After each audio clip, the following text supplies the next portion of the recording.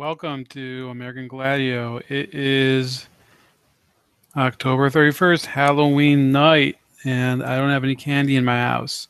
So there's nobody knocking on my door. I'm not even, I had enough of Halloween today at work. Gonna talk a bit about that. May have to step away, get some water, but I'm gonna let a few of you come into the building, and if not, just gonna start. But in the meantime, I'm just gonna give a couple updates. Those of you that know that I have this shitty tech issue right now, that's why I'm using a tablet and I am not using the camera so I can conserve battery. Yeah, I did take my computer for repair. I'm going to pick it up tomorrow. Going to be planning to get a desktop PC sometime next month. If anybody has any suggestions, I'm fairly open to it. I'm not like a big tech junkie. So those of you that are, more tech literate out there or know something where to really focus, I'm really open to suggestions. But I can, using this bare bones YouTube format, I can still show you articles.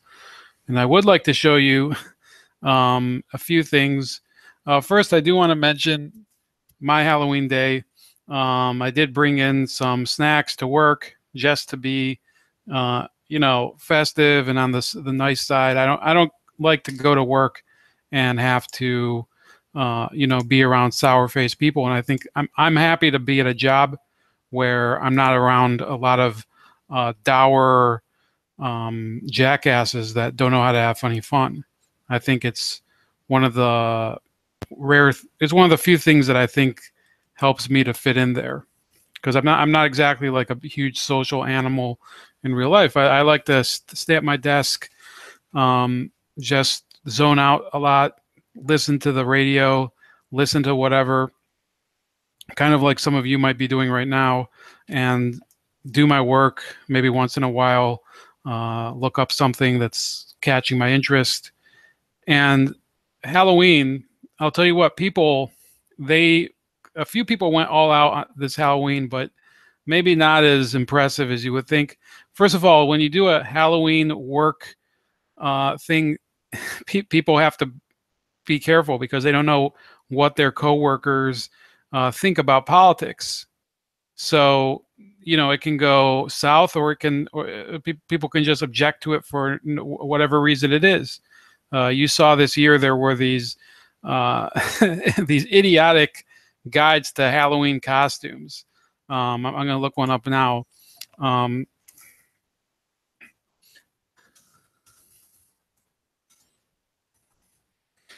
mean, this was, let me see here.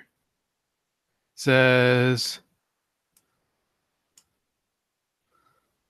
where was it?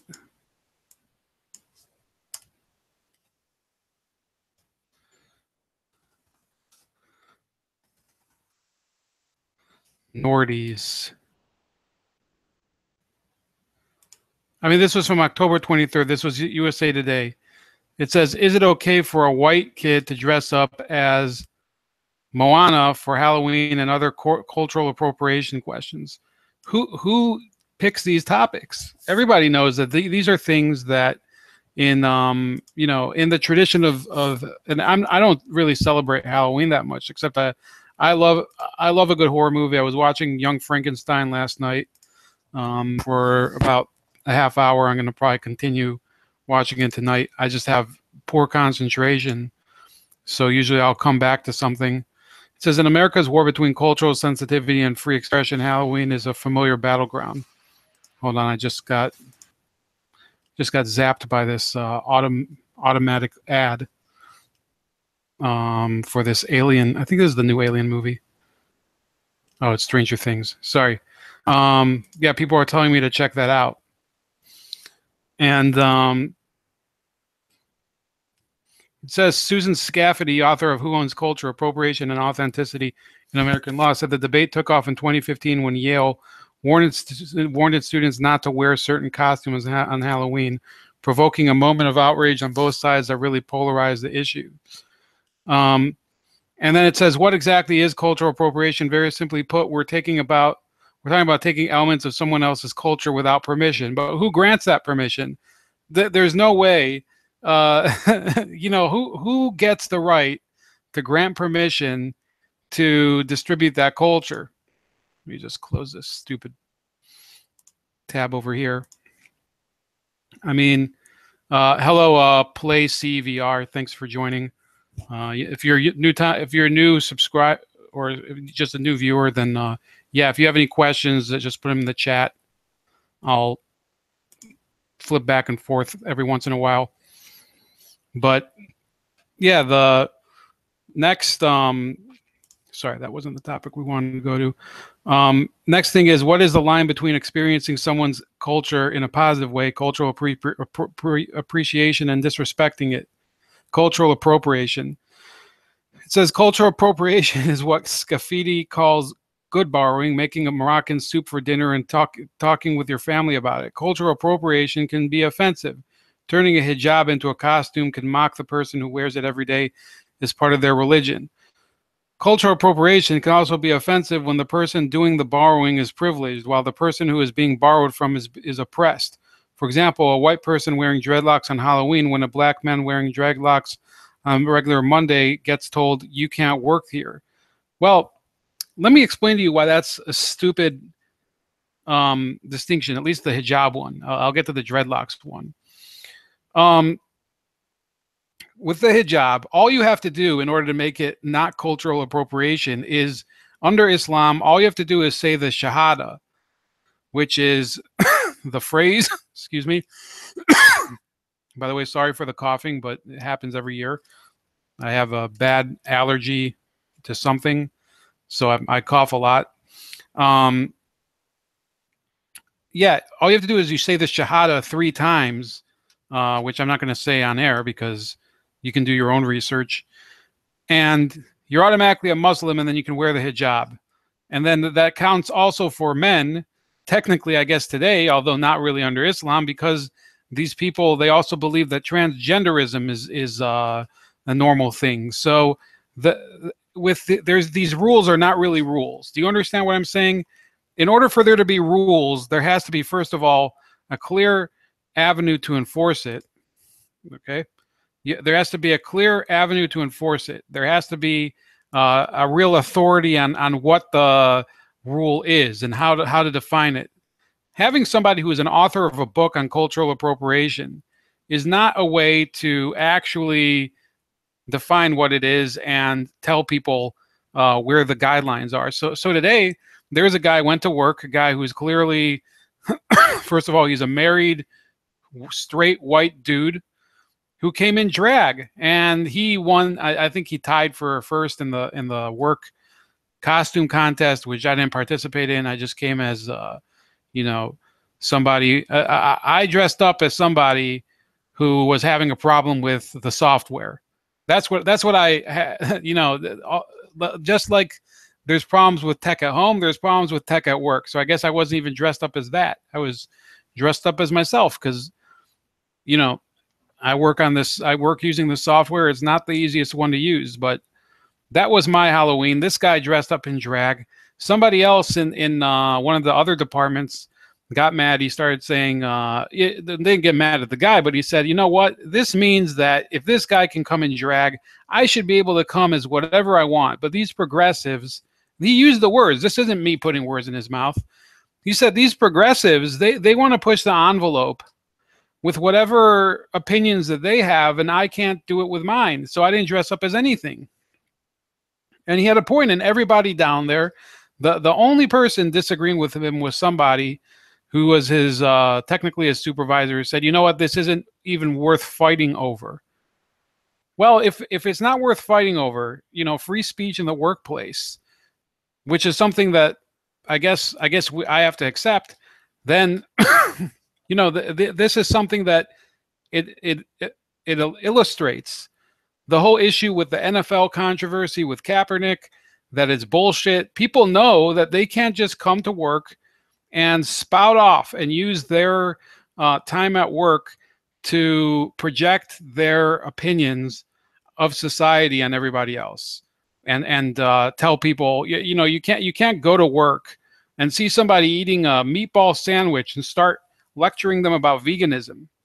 So that's it about that. I was just opening up with a little about my day. I don't really celebrate Halloween, as you probably have already heard, but I do enjoy a few things about the holiday, including horror movies.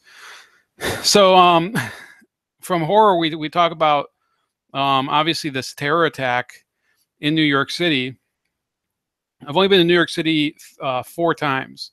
I don't travel a lot. Probably the most fun vacation I've had was the Upper Michigan, not the Upper Peninsula, but just the upper part of Michigan, the top of the Mitt.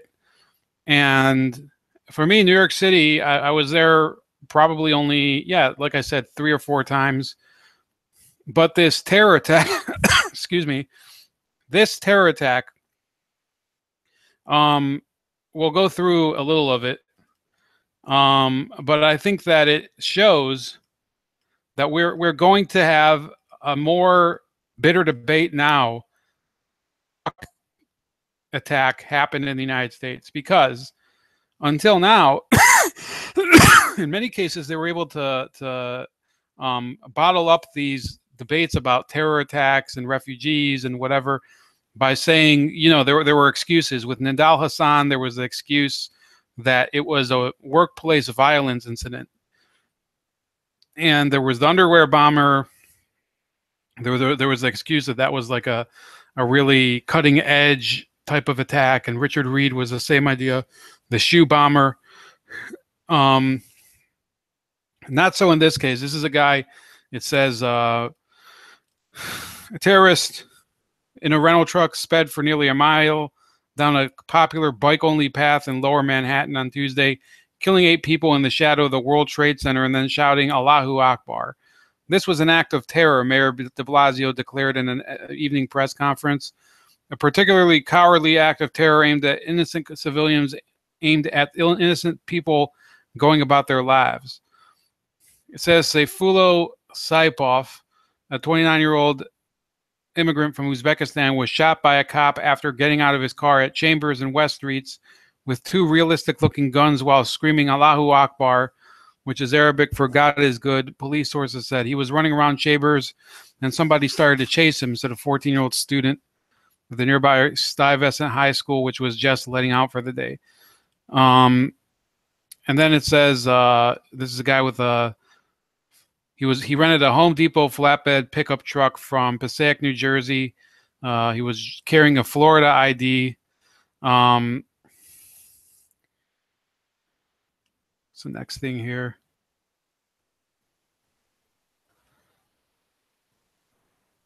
The uniformed police officer assigned to the first precinct confronted the suspect and shot him in the abdomen. And he was wounded and transported to a local hospital. Meanwhile, bodies covered in white sheets were left scattered on the path amid the crumpled remains of their rental bicycles, including city bikes. Buildings in the area were put on lockdown, and part of the FDR drive was shut down as first responders rushed some victims to Bellevue Hospital. All told, the terror attack just blocks from the World Trade Center killed 8 people and injured at least 11 others, including 3 children who were rushed to local hospitals. 6 men were pronounced dead at the scene, while another man and woman perished at the hospital. One of the dead victims was a Belgian national, Didier Renders, an official from his country, said on Twitter. And then you get to the reactions, the whole hopes and prayers thing that they I usually say I extend my condolences, thoughts and prayers. When I hear, for example, it says, our thoughts and prayers with those New Yorkers who we lost today. It reminds us all how precious life is, Governor Cuomo said at the press conference. Now, some of you that listen to the same show that I do, Lionel, he makes fun of that type of statement. He says, thoughts and prayers, it's kind of hokey. Well, I'd go even further. A lot of these people that say, oh, our thoughts and prayers, some of these people have never prayed. They don't even believe in prayer. They don't believe in prayer. And so, and they have this, and he calls it auto mourn on the Lionel show. But I would say it's called, I don't even know what to call it. It's like you know, the screensaver prayer. That's what I call it. It's like when you leave your computer on and it goes into screensaver mode. That's how they go during these terror attacks. They go into prayer mode, because instead of reacting and saying, well, there's a major problem here. There are people in this country that have the intention of causing indiscriminate harm to people in their path. Doesn't matter what background they are. Could even be, you know, could even be people of their own background. These people, that's a huge problem. And to pretend that the Islamic jihadist world world mentality, their world philosophy, is not a problem, I think, is just pure blindness. There's people who say, oh, Islam is not the problem. Well, something created this. Something created this. I'm sad to say that, you know, there's a lot of people who they don't have anything to do with this type of activity, but they probably are aware that this came out of their culture. Okay, so what are they supposed to do about it? Well, I don't know, but to pretend that this is an issue of economics, or that it's an issue of emotional stress, or whatever it is, that is complete and utter denial. That's sort of like somebody who they spend their whole life staring at a tumor that's developing on their neck, and instead of addressing it, they put a necklace around it just to, you know, make themselves feel better or something. That's not dealing with the issue. That's what they've been doing. That's what the Sanctuary Cities Initiative is doing. The Sanctuary Cities Initiative doesn't just protect illegal immigrants from Central and South America. It protects illegal immigrants from whatever country it may be. And who knows what's the deal with this guy. I don't know his status yet, whether he's a refugee or whether he's a legal immigrant or whether he's an illegal immigrant. But we'll have to see once this, you know, once all the details become clearer, you know, people will start going into damage control mode. They will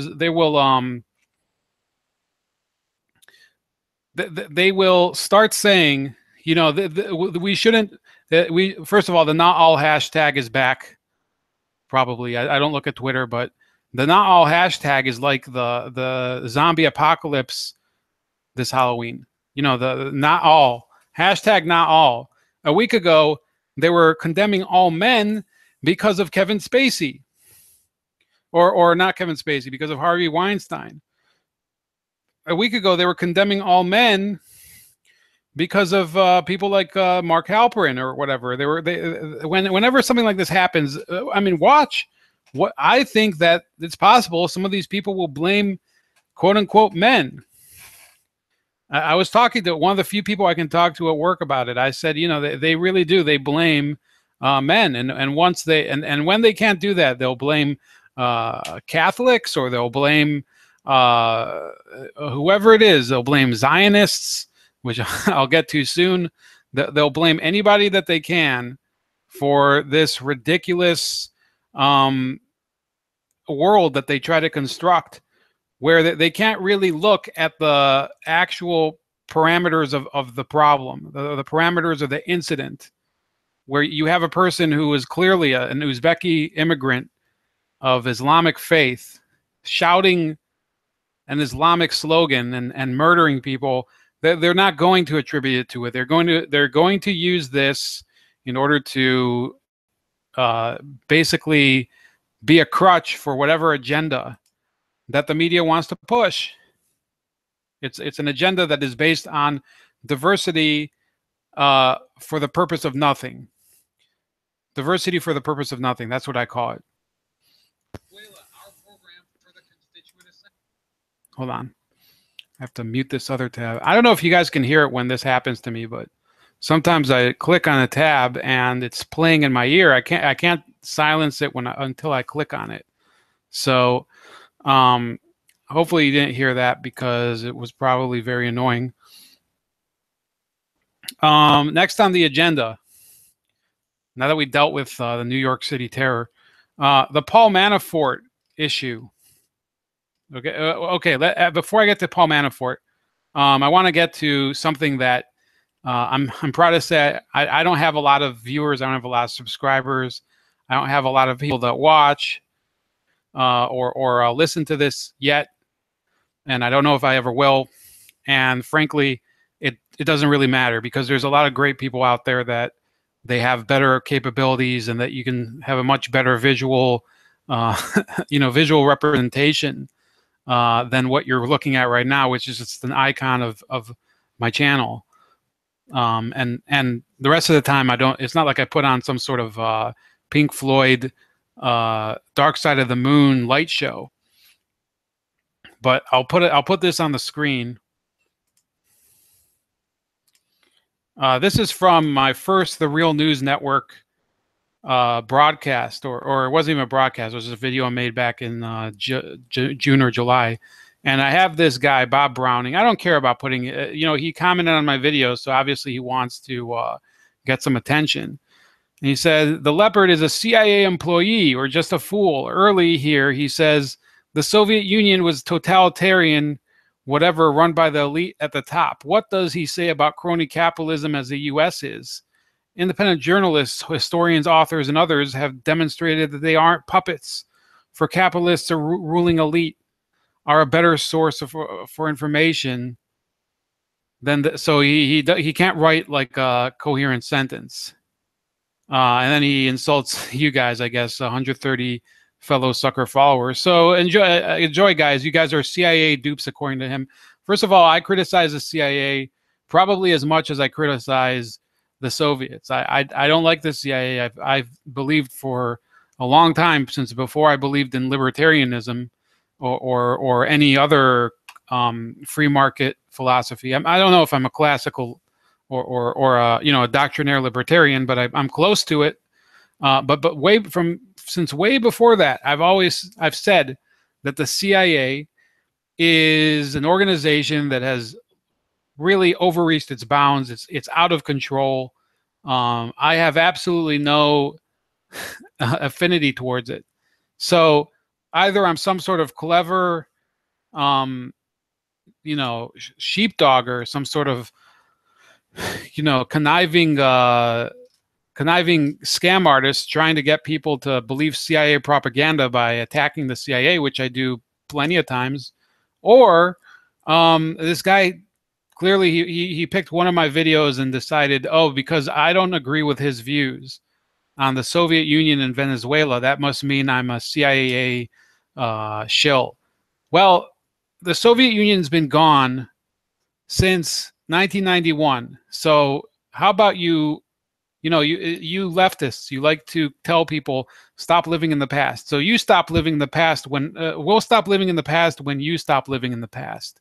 We'll stop seeing people, I don't have a Confederate flag, but if you criticize them for hoisting Confederate flags, then you should stop hoisting the the red banner of the Soviet Union or any of these communist banners. It's the same standard. Those are two failed states, the Confederate States and the Soviet Union, and unlike a lot of these Confederate people, some of these Confederate people, they're merely historical enthusiasts. They don't even believe in Confederate ideology. There were plenty that were, for example, war reenactors.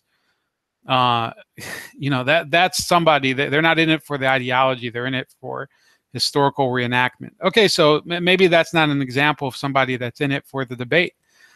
But if you were to put them on the same level, yeah, they're both groups that champion an ideology that lost out years and years ago and in catastrophic fashion. In fact, you could probably say that the Confederates have a better case because they fell apart because of a war. They lost a war. So what's the Soviets' excuse? They imploded internally. Who brought down the Soviet Union? It wasn't an invasion. So I then I replied, because this was in regards to Abby Martin and analysis I did back then of her role, just transmitting false news, false reports about what's happening in Venezuela. So he starts attacking me for attacking independent journalists. I said, so you're calling a woman that works for Venezuelan state TV independent journalism? Read the definition of independent, and then get back to me. That, which is true. You know, you can agree with Abby Martin, but don't call her an independent journalist. She wasn't an independent before she worked for the Venezuelan state majority-owned TV company Telesur. She actually worked for RT, Russia Today, which is, you know, I don't think that it's a crime. I don't think it's a problem for people to work for those networks, but don't call them independent. Working for RT does not make you independent. You know, being having your own editorial line is very difficult when you work for a company that is influenced or partially owned by a state conglomerate, and that's basically that. He has no case. So then he says, very lame and very typical, ignore the substance of challenging and questioning the corporate media ruling elite and sidetrack onto what you see as a weak point. Probably propaganda 101, and I'm sure your earlier attempt at sexualized reference to her played well to your audience. Then he says he's done with me. So, you know, Bob Browning, I said it here, I said, you can come on this stream and talk to me, and you can explain what I said that was incorrect about Abby Martin. In fact, since I did this video, which was this was months and months ago, I've discovered more and more about the group that they featured the video that I'm criticizing, The Real News. It turns out a lot of them, not only are they confirmed Marxists, but the actual host of the video, which I'll show you her face.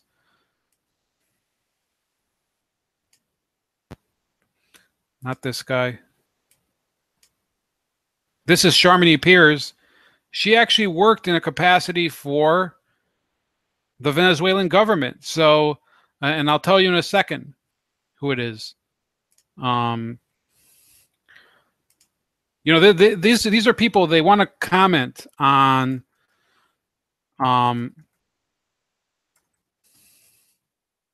second. They want to comment on issues pertaining to Venezuela. And then who do they have representing them? They have here, it says Sharmini Peers is the executive director, producer of daily news at the Real News Network. And then she said, it says here, at TRNN, which is the name of the network, Sharmini harnesses the power of academics, independent media, and social movements to project their ideas into our viewers across the globe. Sharmini served the president of Venezuela, Hugo Chavez, as a special counsel on economics and trade from 2003 to 2007. Okay, so she worked for 4 years as a aide to Hugo Chavez.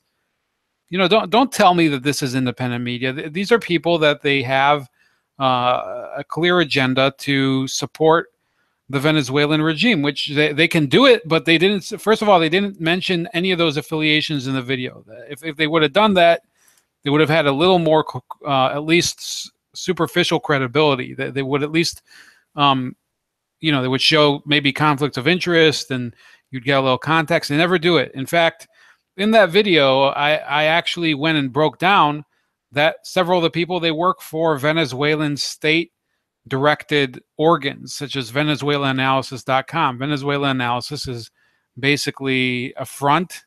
It's run by Greg Wilpert, who's I think it's run by him, but he's definitely associated with them, who is an official. He's married to and works for the Venezuelan Foreign Ministry. So who are they kidding when they try to pretend that they're independent media? They're not. That's the Real News Network, and that was just them. He was trying to defend, what were they called? Telesur and Abby Martin, who themselves are actually employed by the Venezuelan government. So, next on the agenda, we finally get to collusion. And this is from the Independent, and they're talking about Felix Sater. Yeah, I think I'm going to share this one too. and I might have to cut this short because I have something else to do, but they're trying to claim that this Felix Sater, a criminal with connections to Russian and American organized crime, a man who has already been a federal informant in the past and is now once again helping the authorities. Sater is believed to be providing information about a money laundering operation based in the former Soviet Republic of Kazakhstan, which involved Trump properties. So basically, what they're trying to say is, here, Manafort, Trump Jr., and Kushner met with the Russian lawyer Natalia Veselnitskaya in June 2016. That's not related to this at all. And then it goes into one of the people that was there, Rinat Akhmetshin. Okay, first of all, there's no way for the Trumps to have known that Akhmetshin had been there. Okay, they don't even know. It says the Senate Judiciary Committee is investigating Akhmetshin's U.S. citizenship, his military background, whether he improperly lobbied for Russian interests. Well, this person, as far as I know, I think he came here under Barack Obama. So that's actually under that's the problem of the Obama administration, to explain how they let this guy in. And a lot of this is based on the fact that he rented space in Trump Tower, or he occupied space in Trump Tower, and apparently worked with the Trump organization during his time before the campaign. Now, first of all, none of that is illegal. You can hire an ex-con. It's legal to hire an ex-con to do business with you, or to make deals with ex-cons. It's not. There's nothing illegal here. Is it the smart thing to do? No. And is it ethical? It depends on what the deal involves. So we'll have to see if there actually was shady business here. Says Andrew Weissman, the prosecutor who turned Sater after the mafia extortion case and signed his plea bargaining deal, is now in the Mueller team. One of many experienced lawyers who had left highly paid jobs or taken leave of absence to join the investigation. Sater has agreed to help a federal inquiry into alleged money laundering by Viktor Krapunov, Kazakhstan's former energy minister and the former mayor of the city of Almaty, who was charged by Kazakh authorities with abuse of power. He is on the Interpol watch list at the behest of Kazakh authorities. Krapunov's family allegedly used shell companies to buy Trump Soho properties worth an estimated $3.1 million. It is not known if any or how much of the supposedly laundered money went to Trump. Any relevant information from the Kazakh inquiry about Donald Trump is expected to be sent to Robert Mueller. We have to wait to see whether Felix Sater, whose previous cooperation runs a gamut that is seldom seen according to the Justice Department, has more to reveal about the U.S. president, the man he had helped, as he had once excitedly claimed, to get to the White House. Now, that sounds pretty damning, right? You have somebody, first of all, he's a Russian mafia guy. I don't know if I read this, but he was involved in a violent incident where he stabbed a man with the stem of, I think it was like a champagne glass or something, in Atlantic City. So this is a confirmed criminal. He was in the Russian mafia, and he'd already been an FBI informant. So it sounds very, very fishy, and it sounds like Donald Trump might have a problem with this guy, right? Well, that's where you start to question, what's the benefit of having, what exactly was an FBI informant doing, working to, working on Donald Trump? First of all, okay, an FBI informant. When was he an FBI informant? That's the big question. It's not just if he became an FBI informant. It's when. I have a message from Alex David. It says, no nation media, BBC, CNN, Al Jazeera, Sky, or RT are independent, but RT seems the least biased. And he says, hi. I want to say hi back to Alex. Yeah, RT, I'm not trying to criticize RT here. I think that definitely, I don't trust RT all the way. But RT, first of all, they're given bad press, even though, if you watch an RT broadcast, the quality is actually the quality of the broadcast in terms of stylistics and in terms of the tone is now, believe it or not, better than CNN, MSNBC, or even Fox News. The tone and the tenor of those broadcasts, with the exception, Lee Camp is a pundit. Okay, let's not beat around the bush, but he's a pundit, and he doesn't make any, he doesn't make any pretensions to being a reporter.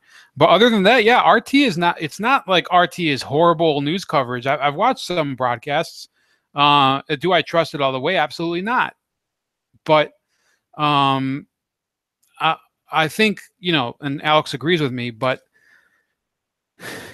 there's a difference between appreciating the style of a broadcast and appreciating the quality of the content, which I think RT has very good content, and trusting everything that they say. I think that there are things that I watch RT and I say, yeah, this is information that I think should be shared that isn't shared on the rest of the media. But look, I don't trust any media all the way, even newspapers that I really like the Daily Telegraph or the Daily Express in the United Kingdom, and there's various other ones around the world that I look to. Sometimes I'll look at Spanish language press or Brazilian language press, and sometimes you can get a few things that you don't see anywhere else, and that's just part of having a good variety in the news sources that you look at. And it's part, and what do you want? You can't have a perfect news source. It's impossible. People make mistakes. Even if RT was completely independent, they would probably make mistakes. So I'm not trying to bash RT. I'm not trying to bash, and Telesur I don't trust at all. But let's say that they had credible news and they were still owned by the Venezuelan government. No, I wouldn't criticize them. The point that I was trying to make is that whatever your view of RT's broadcast and their journalistic quality, you cannot call them independent media. They're just not independent media. But am I saying that RT is a bad news source? No. Yeah, Alex, I'm just trying to I thought maybe you misunderstood me. So back to my point about Manafort and the new person that they're going to be pushing, this Felix Sater. So they have this idea. First of all, they already mentioned that this George Papadopoulos is cooperating with the Mueller investigation, and some people are suggesting that he wore a wire, and that'll be an interesting situation. I don't know if it's ever happened that they've tried using a digitally recorded or surveillance equipment on people in this way, which I guess in this case it's only Manafort so far, but have they tried to digitally record people like Michael Flynn, or let's say Steve Bannon or Jared Kushner or people like that? It would be very interesting to find out under what grounds they were allowed to do it. From watching, go watch the Jimmy Dore show. And I'll try to include the link if I can get it. I'll try doing it while I'm talking. He goes and runs through it, and he shows that Papadopoulos, he had this idea of meeting with these Russian officials. Sorry, that came out really funny. Officials. He had this idea of going to these Russian officials and getting a meeting with Vladimir Putin, and he was turned down. Some people, and this is not this is not something that is Ramon just talking shit and all bravado or whatever, and me being in denial. This is the fact of the matter is, and I'll put the link in the chat right now and in the description later. Yeah, Jimmy Dore, he breaks it down there, and Jimmy Dore is that he hates the President Trump. Okay, he's much more critical of President Trump than I am, and he admits, the on the surface it looks like Manafort and other people said, no, this isn't a good idea. We might have to, not pursue this, and we could end up getting into trouble over this, and we don't believe that it's a good way to pursue it. So this Papadopoulos guy that they're also pushing, informant, whatever. Well, what's he going to be? What's the actual crime that he's exposing? If it's collusion, then we should have heard about it by now. And if it's not collusion, then what is it? Is it something involving Manafort and money and bribes or whatever?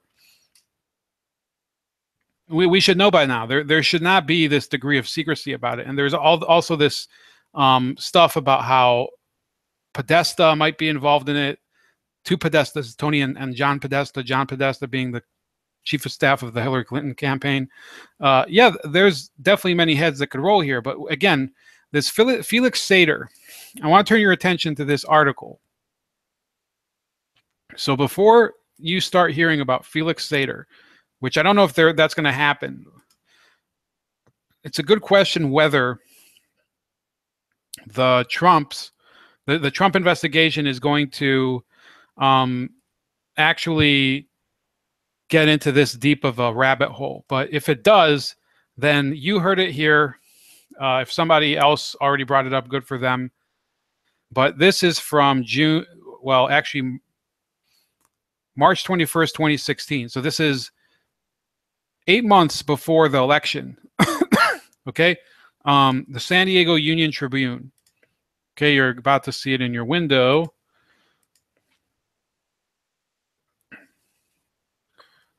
Okay. Can everybody see this? So let's present to everyone. Judge asks U.S. to defend secrecy of Trump associates' history. It says a federal judge has asked the Obama administration to shield from public disclosure court records related to the once secret criminal history of a former Donald Trump business partner in an unusual order prompted by an unsealing request from the Associated Press. U.S. District Judge Brian M. Cogan said that unless the Justice Department acts before April 18th, he will decide whether to make the court files public under the assumption that federal prosecutors don't care. The case involves Felix Sater, a Trump business associate who pleaded guilty in a major mafia-linked stock fraud scheme in the late 1990s and cooperated with the government. The AP reported in December that even after learning about Sater's background, Trump tapped Sater for a business development role in 2010 that included the title of senior advisor to Trump and had an office in the Trump organization's headquarters. Can somebody name anything illegal that's happened so far by Trump? Okay, I'm going to look at the comments. Feel free to chime in. Nothing so far. Feel free to, anytime you want to talk about illegal shit, feel free to chime in. I'm fully willing to entertain it. Sater's criminal past initially drew attention because of his ties to Trump, now the frontrunner for the Republican presidential nomination.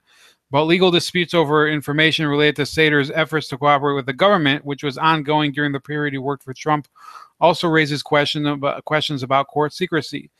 It seems to me that the government has a unique interest in keeping documents that relate to cooperation and agreements under seal, Cogan wrote in his order. The government should speak and assert its position as to whether the public's right to access each document in the record is outweighed by a compelling need for secrecy. Lawyers for the AP had asked the judge to justify sealing a 5-year criminal contempt proceeding in U.S. District Court for the Eastern District of New York. Not only did Cogan seal all documents in the contempt case, he also initially censored the AP's request that he unseal his justification for being withheld from public view. When the New York Times asked the judge to make public the AP's request to release the documents, that request was kept secret too. Late last week, the judge also made requests by the AP and the newspaper publicly accessible, but ordered that the parties to the case file any responses to them under seal. The defendants in the contempt case, Frederick Oberlander and Richard Lerner, are attorneys the government said revealed once secret court records about Sater's crimes and cooperation. Sater's lawyers, who once included Leslie Caldwell, now the head of the Justice Department's criminal division, have said that Sater's cooperation was vital to national security and disclosures about his past put him in danger. Oberlander said Lerner said Oberlander and Lerner said they never revealed sealed records. Some of what they had been ordered not to disclose is already publicly available in the congressional record, they said. Also at issue in the case are statements that U.S. Attorney General Loretta Lynch, formerly the top prosecutor in Kogan's district, made about Sater's case before the Senate confirmed her last year. Oberlander and Lerner said the government improperly permitted Sater to use his status as a secret cooperator to commit new crimes and avoid paying restitution to past victims who are owed millions of dollars. So this is a guy, he snitched on his other friends in order to keep from having to pay people that he owed money to. Okay, so they're basically using a white-collar criminal as a witness here. In February 2015, Lynch told Republican Senator Orrin Hatch of Utah, the information about Sater's restitution remains under seal, and that the Justice Department would never waive victims' rights to restitution as part of a cooperation agreement. Court records publicly available at the time showed Sater was not ordered to pay back the victims. One of Sater's attorneys said at the time that the lack of restitution and the $25,000 fine reflected the difficulty of identifying the specific victims and the government's gratitude to Sater. So basically the government, so despite what Lynch says, this is a guy who ratted out a bunch of other white-collar criminals in order to cover up his involvement in a stock fraud scheme, and he cooperated with the government in order to avoid having to pay back his victims and go to jail. A Justice Department spokeswoman, Melanie Newman, told the AP that Lynch's comments were accurate because some documents related to restitution in Sater's case remain private. Oberlander told the AP that the original cooperation agreement Sater signed in 1998, which has been publicly available since 2013, said Sater acknowledged that the penalty for his crime included roughly $60 million in restitution payments to his victims. By the way, that's more than Trump owed for the Trump University suit. Do you understand what this case hinges on? If this is a guy that the UK Independent claims this is the top person that will flip on Trump, okay? Now, I'll get to the significance of that for a second because you might not understand why it's so important, but let me just keep reading because there's not much left. The New York judge has twice asked the Justice Department to pursue contempt charges against the two lawyers who revealed Sater's cooperation. In both cases, local federal prosecutors recused themselves over unspecified conflicts of interest after consulting with Justice Department officials in New York. They referred the case to federal prosecutors in Albany, New York, who likewise did not act. Sater's attorney, Robert Wolf, said the judge was right for arguing the government to take action against Oberlander and Lerner. He said his client provided information that potentially saved tens of thousands, if not millions, of our citizens' lives. So there you have it. Okay? There you have it. This is the FBI using, okay,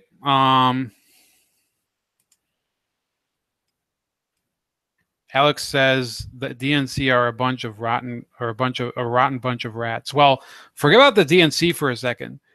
Listen to that.